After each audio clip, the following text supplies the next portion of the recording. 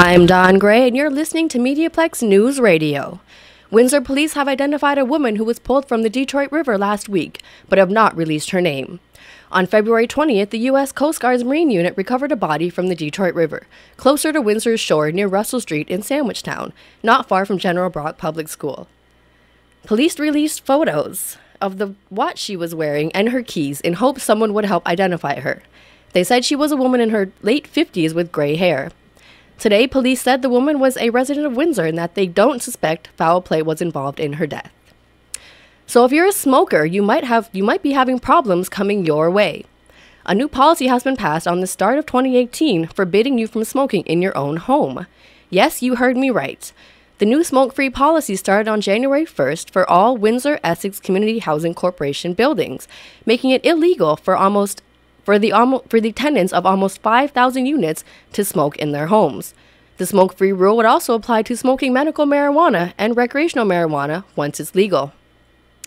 Whether it's potholes in Windsor or flooding in Chatham, Mother Nature has set up a number of obstacles for safe drivers. But as Sanjay Maru explains, there is more lasting obstacles against driving that doesn't seem to be getting any better.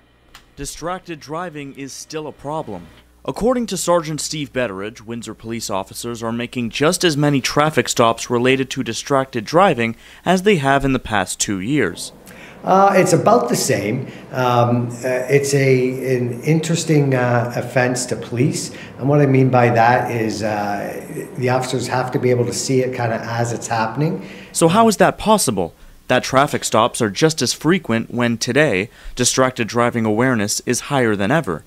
St. Clair College student Anissa Hassani has one theory as to why so many people are still getting stopped. I would say I think it's mostly being addicted to their phones so much. They invest so much of themselves into just their social media and everything. They want to be caught up in everything. They don't want to miss a text, whatever.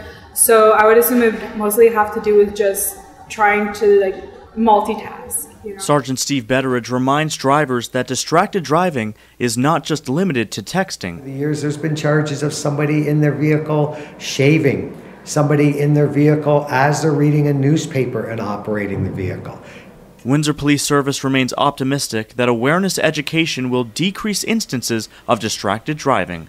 For MediaPlex News, I'm Sanjay Maru. Fraud is getting more and more common, even in Windsor. A Windsor family is offering a word of warning about receiving a threatening call from a man claiming to represent the Canada Revenues Agency. Dalal Farith has repeatedly contacted by a caller telling her there was a warrant out for her arrest unless she paid back $19,000 in taxes. MediaPlex reporter Sarita Varanasi will be bringing you the full story on our 11 o'clock broadcast, so tune in. In sports, 45 and can still throw strikes. Bortolo Colin is 2 months away from turning 45, and he's happy with the way he feels about being able to throw strikes. He believes he still needs to keep working hard, though. Colin filled up the strike zone Thursday in his spring training debut for Texas, a 2-inning start against San Diego. In basketball news, Toronto Raptors dropped the Orlando Magic 117-104. In local sports, on Thursday, the Windsor Spitfires lost to the last-place Sudbury Wolves in a score of 4-3. Now to weather. Windsor-Essex County broke a warm weather record on Thursday with a high temperature of 16.1.